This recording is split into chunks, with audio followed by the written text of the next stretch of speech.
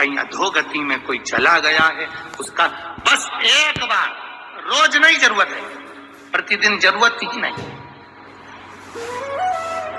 महीने में एक बार अगर अमावस्या के दिन भी आपने चंदन के थोड़ा सा चंदन अगर मेरे देवाधिदेव महादेव को 7 स्थान पर समर्पित किया है।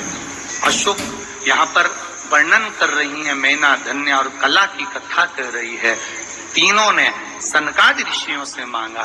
चंदन भगवान को अति प्रिय होता है और चंदन ही एक ऐसा होता है जो पितरों को भी प्रिय होता है, जिसका स्पर्श मात्र लगने से पूर्वजों का कल्याण हो जाता है। वो चंदन का 7 स्थान शिवलिंग के बताए हैं, जहां पर भूल से भी अगर कोई चंदन की उंगलियां लगा देता है। 7 स्थान ऐसे हैं जहां चंदन की मात्र उंगलियां लगा देने से ही शिव पितृलोक के पितरों को मुक्ति प्रदान करके वैकुंठ लोक का निवास दे देते हैं। 7 स्थान, और वो 7 स्थान जो चंदन के बताए गए हैं। पहला, भगवान देवाधिदेव महादेव के शिवलिंग पर चंदन का लेपन। समझ लेना जरा बहुत अच्छे से। आपको लगता है स्वप्न में कोई मुर्दे दिख रहे हैं, या कोई जल रहा है, या कोई मर रहा है, या कोई चला गया है, ऐसा भय लगता है। चंदन के बताएं महाराज। पहला शिवलिंग, दूसरा जहां गणेश जी का स्थान है, मालूम है ना सबको? जम के बोलो जरा, मालूम है ना सबको?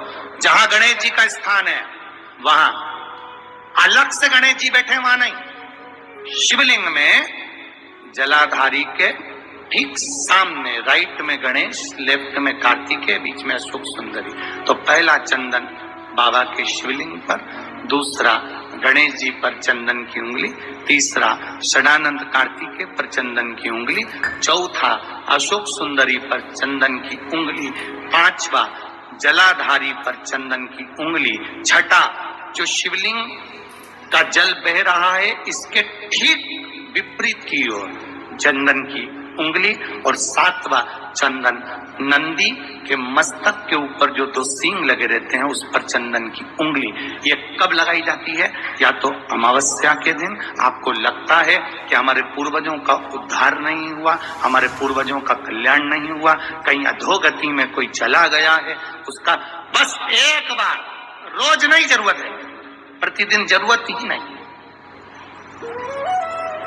महीने में एक बार अगर अमावस्या के दिन भी आपने चंदन के थोड़ा सा चंदन अगर मेरे देवाधिदेव महादेव को 7 स्थान पर समर्पित किया है। अशुभ यहाँ पर वर्णन कर रही है मैना, धन्य और कला की कथा कर रही है। तीनों ने सनकादि ऋषियों से मांगा। चंदन भगवान को अति प्रिय होता है और चंदन ही एक ऐसा होता है जो पितरों को भी प्रिय होता है, जिसका स्पर्श मात्र लगने से पूर्वजों का कल्याण हो जाता है। वो चंदन का। आपके घर में पितृदोष है, आपको ऐसा महसूस होता है, आपको लगता है, तो किसी भी नवरात्रि के पहले जो अमावस्या पड़ती है, मान लो अपन अमावस्या पड़ी, आप अंदाजा लगाइए, तो जिस दिन अमावस्या रहे उस दिन चावल की कटोरी में एक कपूर का टुकड़ा रख दीजिए महाराज, छोटा सा, और कपूर का टुकड़ा रखकर उस कपूर को दरवाजे के बाहर कटोरी में ही, चावल रखी हुई कटोरी में ही उसको पितरों का स्मरण कर कर जला दीजिए।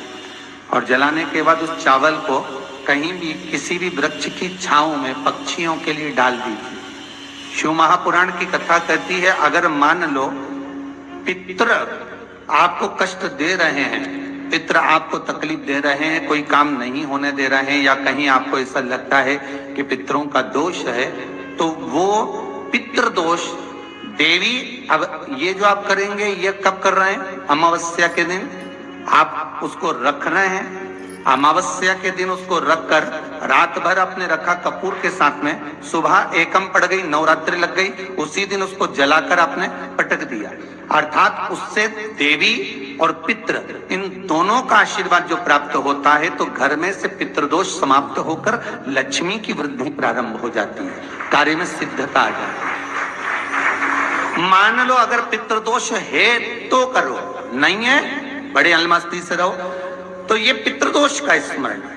तो यहाँ शास्त्र कह रहा है कि पितरों का जो लोक होता है, पितर जो लोक होता है, उस पितृलोक में 64 योगिनियां प्रवेश नहीं करती। शिव महापुराण कर रही है, शंकर की कथा कर रही है। एक छोटा सा उपाय अवश्य करिए। मान लो आपको लग रहा है कि आपके घर में पितृदोष है, आपको ऐसा महसूस होता है, अमावस्या पड़ती है, चावल की कटोरी में एक कपूर का टुकड़ा रख दीजिए, छोटा सा, और कपूर का टुकड़ा रखकर उस कपूर को दरवाजे के बाहर कटोरी में ही, चावल रखी हुई कटोरी में ही उसको पितरों का स्मरण कर कर जला दीजिए। और जलाने के बाद उस चावल को कहीं भी किसी भी वृक्ष की छांव में पक्षियों के लिए डाल दीजिए। शिव महापुराण की कथा कहती है, अगर मान लो पितृ आपको कष्ट दे रहे हैं, पितृ आपको तकलीफ दे रहे हैं, कोई काम नहीं होने दे रहे हैं, या कहीं आपको ऐसा लगता है कि पितरों का दोष है, तो वो पितृ दोष देवी, अब ये जो आप करेंगे ये कब कर रहे हैं? अमावस्या के दिन आप उसको रख रहे हैं। अमावस्या के दिन उसको रखकर रात भर आपने रखा कपूर के साथ में, सुबह एकम पड़ गई, उसी दिन उसको जलाकर आपने पटक दिया। अर्थात उससे देवी और पितृ इन दोनों का आशीर्वाद जो प्राप्त होता है, तो घर में से पितृदोष समाप्त होकर लक्ष्मी की वृद्धि प्रारंभ हो जाती है। अमावस्या के दिन